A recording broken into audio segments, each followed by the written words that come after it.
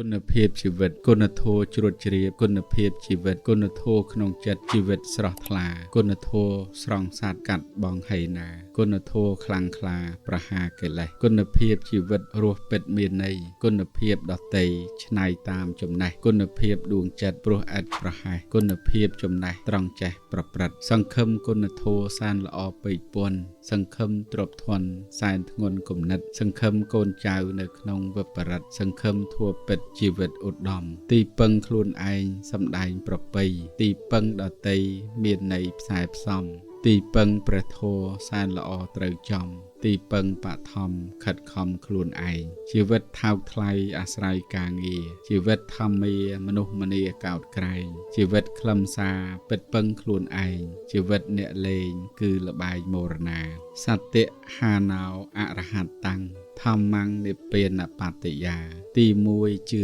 ធម៌ព្រះអរហន្តាធម៌ល្អអស្ចារ្យនាំដល់និព្វានសុខសូសាងលភតេបញ្ញੰទី2ចិត្តតាំងប្រឹងស្ដាប់ដោយឃ្លានព្រះធម្មទេសនាតាមព្រះទូមានគោរពធម្មទានបានមានបញ្ញាអបមត្តតោវិចក្ខណោពីរនេះជាសោ